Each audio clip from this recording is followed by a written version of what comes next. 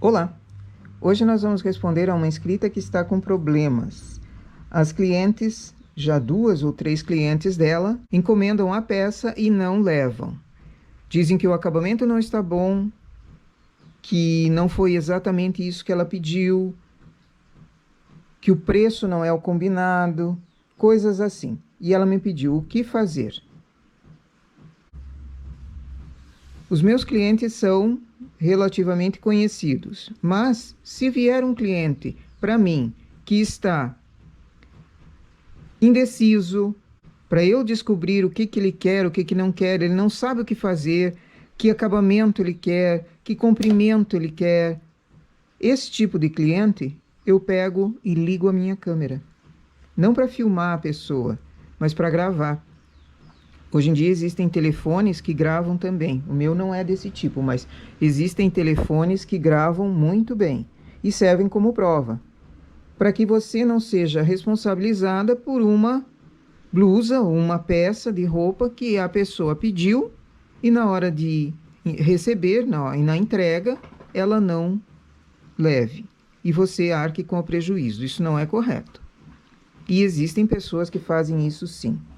Então, a minha sugestão é: grava a encomenda da peça. Os detalhes. Coloca no papel.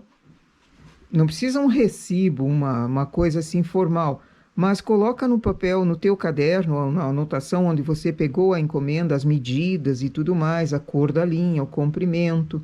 Coloca no papel também a data, né? E grava. Não custa. Deixa no arquivo do teu celular ou no computador, deixa no arquivo. Na hora que você entrega, quando for entregar a peça, se a pessoa começar a achar argumentos que não leva aquela blusa por causa disso ou daquilo, você diz: bom, então eu posso mostrar aqui que foi assim que você encomendou.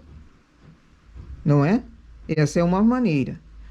Ela também disse, essa moça pediu que não fosse identificada. Ela investiu na máquina bastante, ela tem frontura, pelo visto. Pelos trabalhos que ela me mandou foto, ela tem frontura e máquina. Ela investiu e tem um patrimônio ali. E tem que ser valorizado o trabalho também.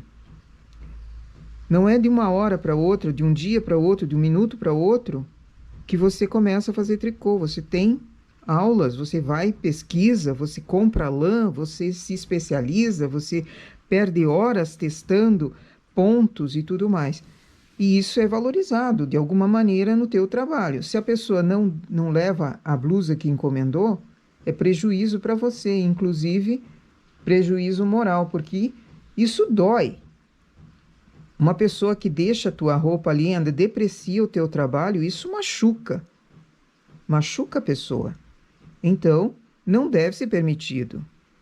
Eu tenho por mim que respeito é bom para as duas partes. Se você respeita a cliente também tem que respeitar você. Certo? Nas entrelinhas do e-mail que ela me mandou, dava para perceber que ela está bastante desanimada, pensando em desistir do tricô. Eu não faria isso, porque além do investimento todo que você fez, dos cursos que você deve ter feito, da máquina que você tem, se for vender hoje uma máquina completa, você não tem o valor todo que gastou.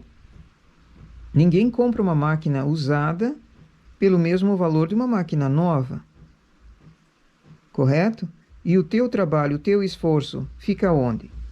Eu não desistiria por causa de uma ou duas pessoas. Eu levaria em frente o meu trabalho e escolheria clientes melhor, se é que dá para escolher. Se não consegue entregar roupas sob encomenda como essa, sugiro fazer ou para lojas ou fazer determinados modelos de blusa, uma porção, não sei se é essa a opção válida para você, mas fazer uma quantia de blusas, não todas iguais, modelos diferentes, e ir oferecer aqueles modelos que você tem para as clientes que você conhece ou para clientes novas que você venha a conhecer. Então essa também é uma opção que é possível sim. Outra opção seria fazer roupas de bebê e vender ou particularmente, ou vender para lojas. Existem lojas só para bebê, só para menino ou só para menina também. Existem modelos básicos, modelos padrões, e também não varia muito de um para outro tamanho. São uma grade pequena.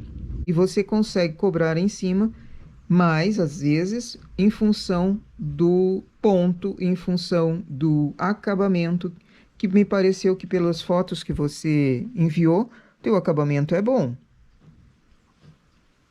Algum detalhe que seja colocado em roupa bebê também valoriza bastante a peça.